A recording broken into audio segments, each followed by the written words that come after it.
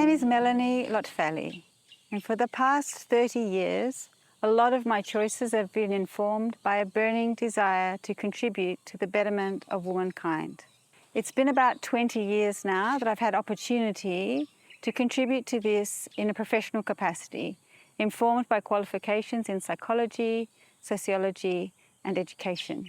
One part of contributing to the betterment of womankind involves addressing gender-based violence. That is, violence directed against a person on the basis of their gender, or violence that disproportionately affects a particular gender. One form this takes in every country and culture of the world is men's violence against women. Men's violence against women can take many forms, including physical, sexual, psychological, emotional, financial, and social. Professionally, I have engaged with this issue as an educator, working with men, women, and children to prevent and reduce abuse, and as a counsellor, working with women and children who have experienced abuse at the hands of men. Sometimes people express concern about focusing on men's violence against women in particular. Why not just address the reduction of violence more broadly? Why not just speak about all violence perpetrated by anyone against anyone? At a principle level, this is like responding to the statement, Black Lives Matter, with the response, all lives matter. Of course all lives matter. Of course all violence needs to be eliminated. But to use an analogy, if at the individual or collective level we seek to reduce or prevent leukemia, this doesn't mean that we don't care about cancer, and it doesn't mean that we don't care about health in general. Rather, by seeking to address the specifics of leukemia, we enhance our understanding about cancer in general and about maintaining health in general. Similarly, a focus on men's violence against women acknowledges that this is a specific problem with specific characteristics, although it is embedded in a conversation more broadly about the reduction and prevention of violence, not the least of which is the reduction and prevention of men's violence against men. If we harbour any doubt about the scope of the problem of men's violence against women, we need only to turn to the varied, reliable and credible sources that indicate that this is indeed a problem of epidemical proportions. Police crime reports, the Australian Bureau of Statistics Personal Safety Survey, the Australian Domestic and Family Violence Death Review Network Data Report are just a few of the sources that consistently reveal facts, such as this year, 1 million Australian women will experience violence, stalking, or harassment. On average, 1 Australian woman per week is murdered by her partner or former partner, and 1 in 5 women experience sexual violence at least once in adulthood. These same credible and respected sources show that in a vast majority of cases where sexual and physical violence is perpetrated against women, men are the ones that perpetrate it. And importantly, the statistics are not true in reverse.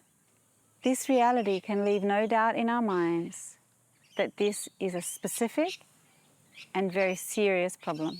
If this year 1 million Australians experienced violence at the hands of a political terrorist, or if 1 in 3 Australians experienced violence at least once across their adult lifetimes at the hands of a political terrorist, we would have no doubt about the veracity of the claim that political terrorism is a problem in our country. So let us be equally confident about the scope and scale of gender-based domestic terrorism.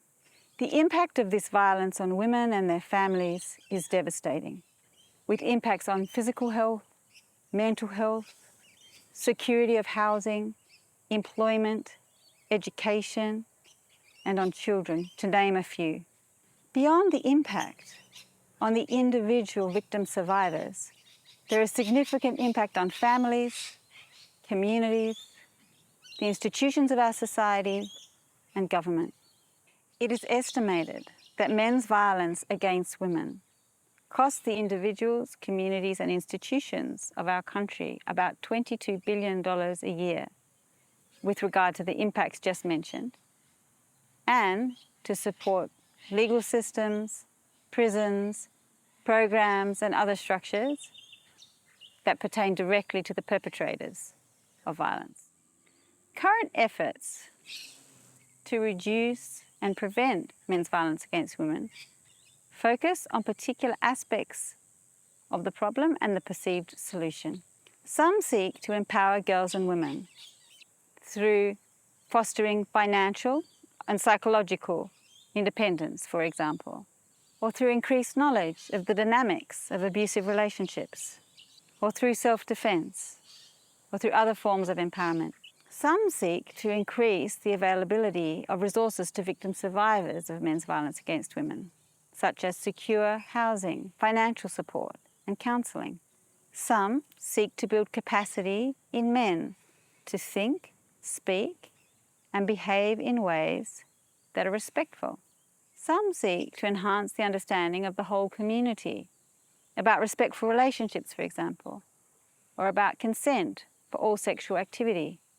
Some programs within that category seek to encourage individuals to interrupt misogyny in its various forms in daily life. For example, some educational programs for youth and adults seek to help the participants to understand that the difference between a locker room joke and rape is simply a matter of degree. They are both manifestations of misogyny. Participants in these programs are then encouraged to notice, to refrain from, and to interrupt the small acts of misogyny that occur in daily life. Other efforts to reduce and prevent men's violence against women focus on legislative changes to reduce the degree to which misogyny and men's violence against women is enshrined in law, and to seek better outcomes when individual cases of men's violence against women are taken to court. For example, right up to 1994, in some parts of Australia, the rape by a man of his wife was legally impossible. It took decades of activism to reach the stage where, in every part of Australia, marital rape was recognised as a crime.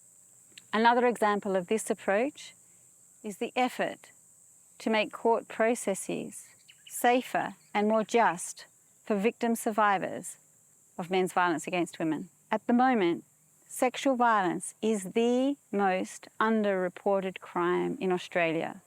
And of the very few that are reported, 1.5% that go through court end up with a conviction. From this perspective, reducing the degree to which perpetrators commit this crime with impunity is key to the reduction and prevention of men's violence against women. All these approaches are informed, consciously or subconsciously, by a perception of the root cause of the problem, and therefore by a perception of the solution. Meaningful effort to foster change in any area is informed by an understanding of cause and effect. In order to reduce any problem, from ingrown toenails to global warming, it is important to understand what is the root cause of that problem. Thus, the question of what underlies men's violence against women is necessarily a pressing concern for our society. In a recent article from The Guardian, Gay Alcorn wrote, "There remains a tension, barely spoken about publicly in Australia, about something fundamental. Why is domestic and family violence happening in the first place? What causes it? The tension is far from theoretical. What is the best approach if we want to not just respond to violence after it happens, but prevent it before it starts? And if we want to prevent intimate partner violence in particular, How much hard evidence is there about what works and what does not?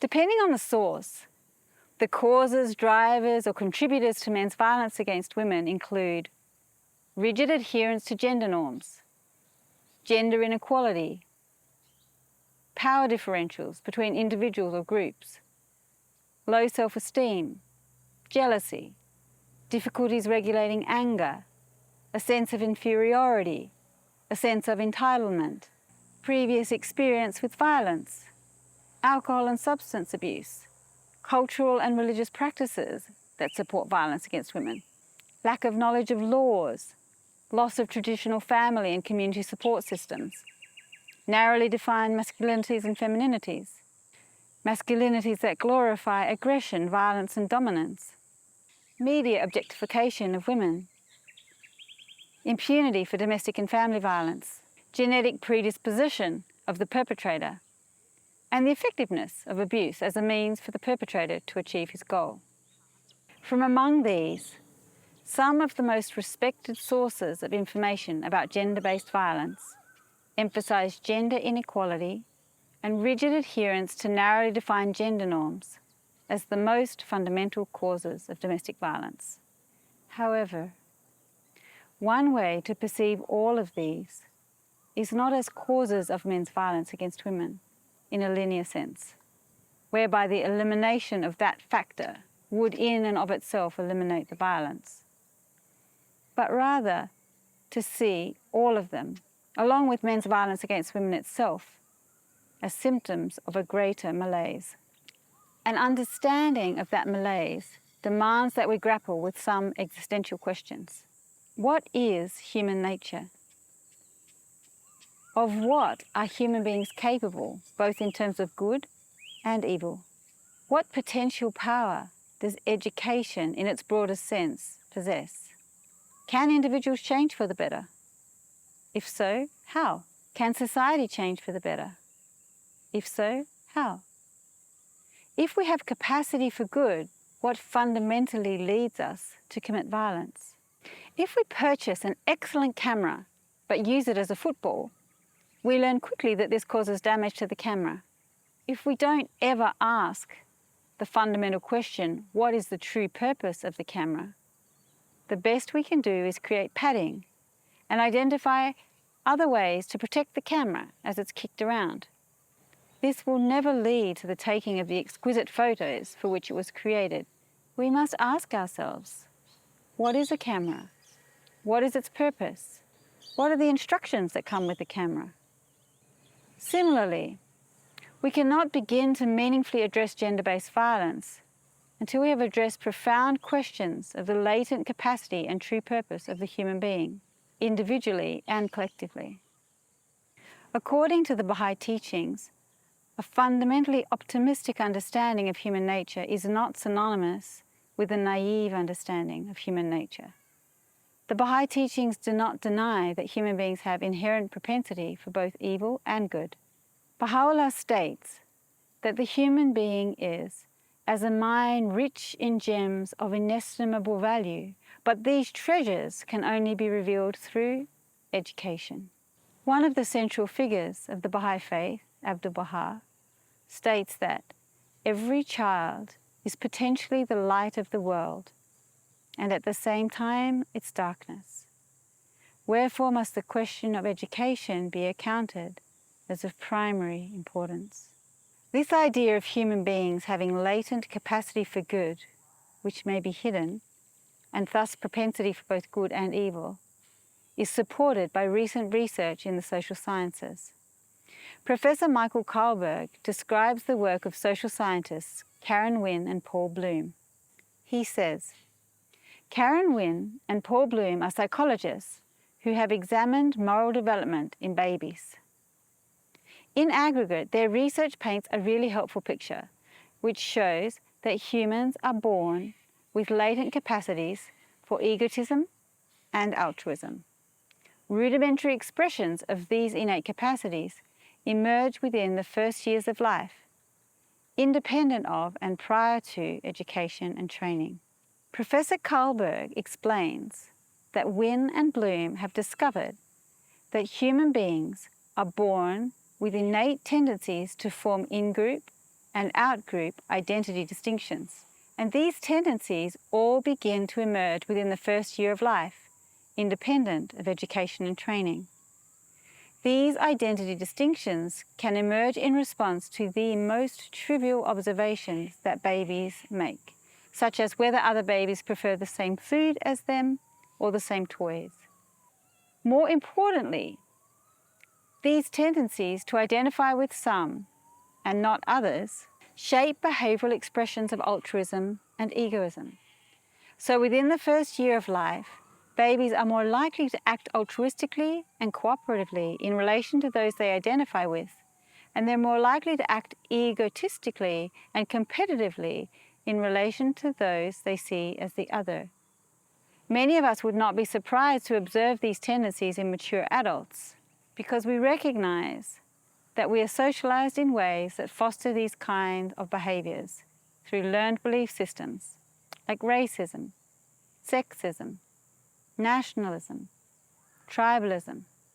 But to see the rudimentary expressions of these in-grouping and out-grouping tendencies demonstrated clearly in the first years of human life indicates how deeply woven into human nature these tendencies are.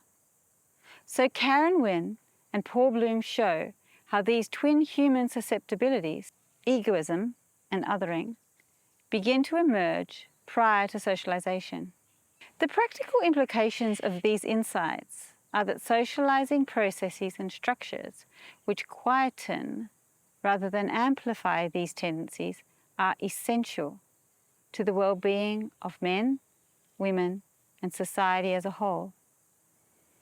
The recognition that human beings have immense capacity for good as well as capacity for evil, and that what comes to dominate the life of the individual and the life of society is what is supported, strengthened, exploited, or fostered, releases us from the paralysis referred to by the international governing body of the worldwide Baha'i community, the Universal House of Justice, which wrote that so much have aggression and conflict come to characterize our social, economic, and religious systems, that many have succumbed to the view that such behavior is intrinsic to human nature and therefore ineradicable. With the entrenchment of this view, a paralyzing contradiction has developed in human affairs. On the one hand, people proclaim not only their readiness but their longing for peace and harmony, for an end to the harrowing apprehensions tormenting their daily lives. On the other, uncritical assent is given to the proposition that human beings are incorrigibly selfish and aggressive. In the words of Professor Karlberg, Wynne and Bloom found that innate susceptibilities are easily reinforced through socialization and exploited, and that egoism can be reduced and altruism increased across entire societies if we can learn how to train people in such a way that render all identity distinctions subordinate to a more powerful, overarching consciousness of the oneness of humanity that becomes habituated in human behavior.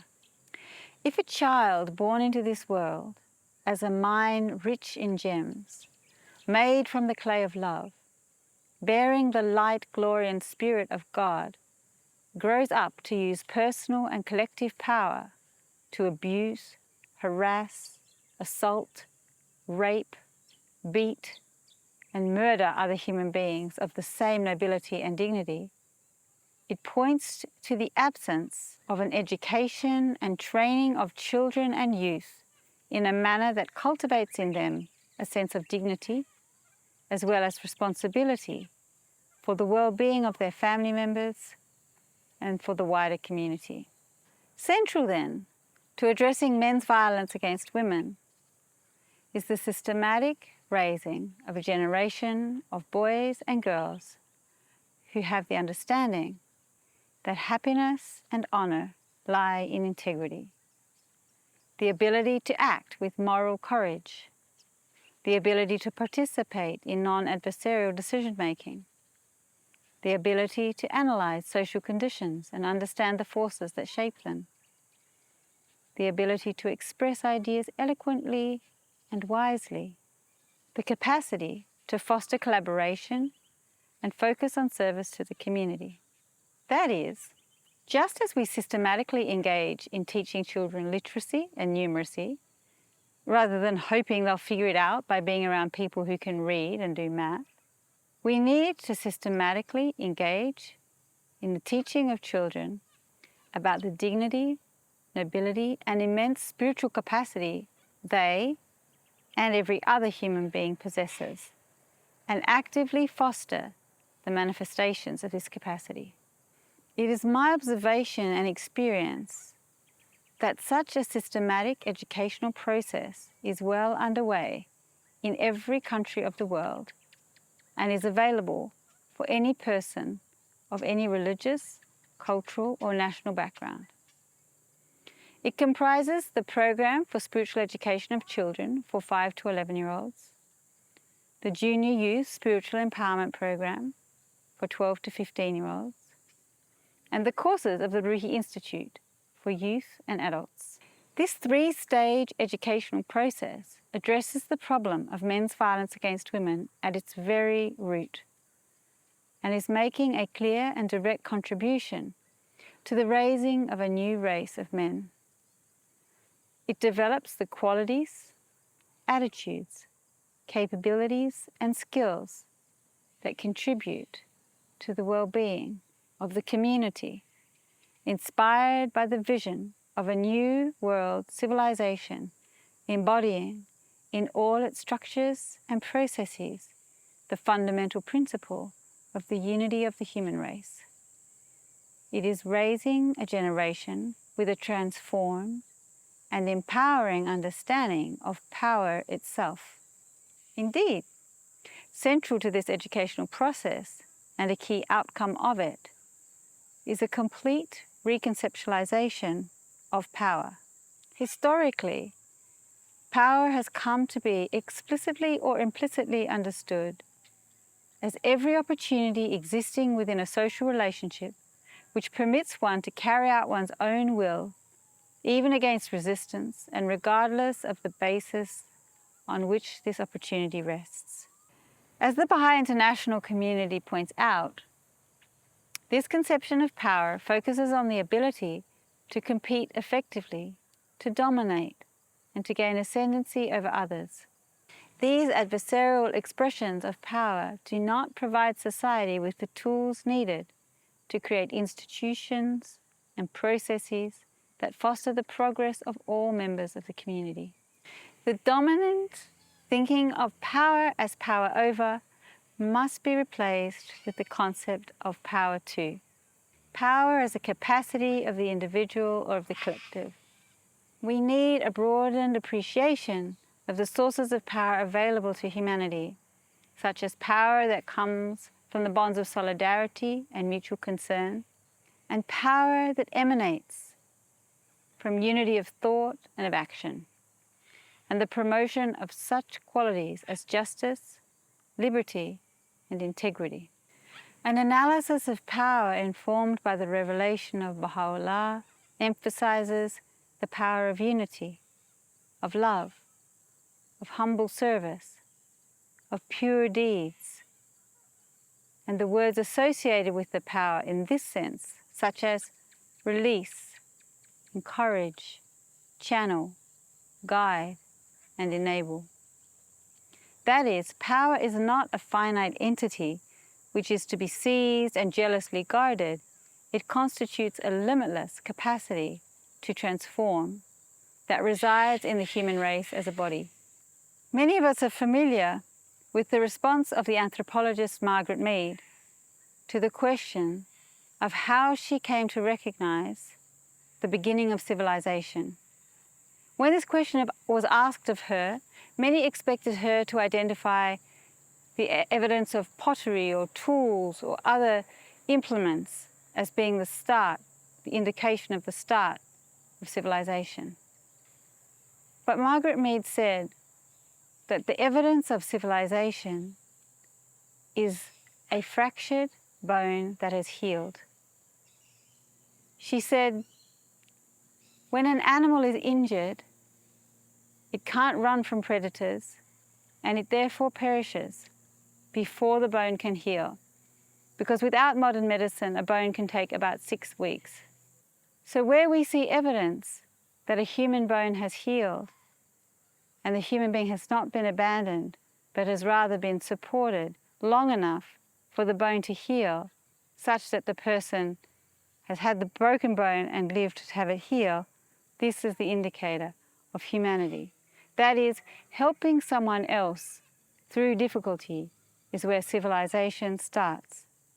This reconceptualization of power also helps us to reflect on what kind of approaches, what kind of thoughts, words, and actions are likely to contribute to the creation of a society where men no longer use power to harm women, where power is no longer used for harm.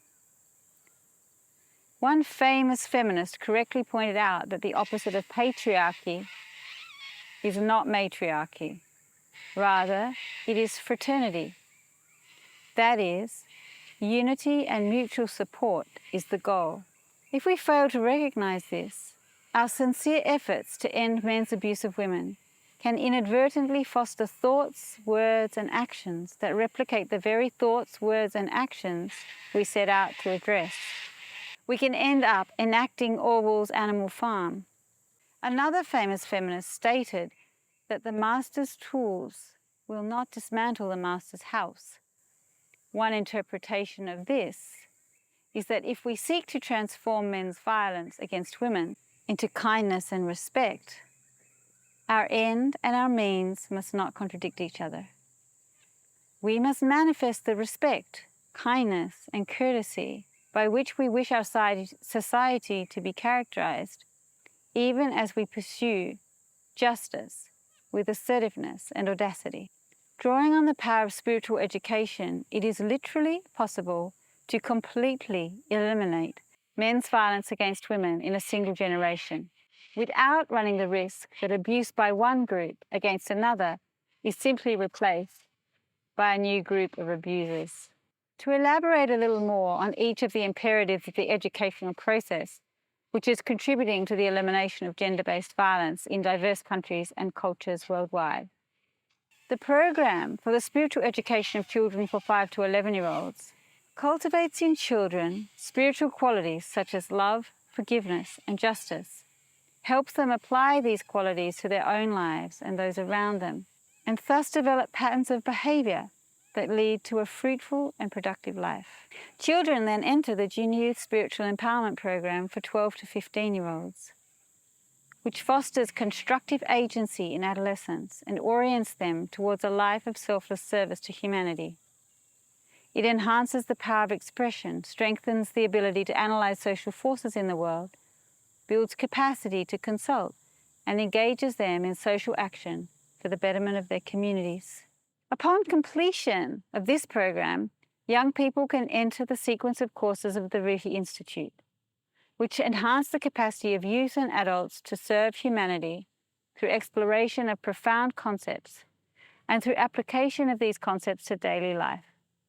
Participants explore how to create environments that put people in contact with the spiritual forces released through prayer and devotion, how to strengthen bonds of friendship and establish meaningful patterns of communication among people of various backgrounds, how to make the education of children an integral part of their community life, how to maintain an environment that helps young people develop their intellectual and spiritual capacities, how to generate dynamics within the family that give rise to material and spiritual prosperity. Just in case anyone feels doubt about the efficacy of such a measured approach to such a serious and extensive problem, I will close with the words of the Universal House of Justice, which writes, "Prayer and acts of service may seem like a feeble and slow response when weapons of destruction are fired. They are, however, the means by which ultimately those weapons will be silenced forever.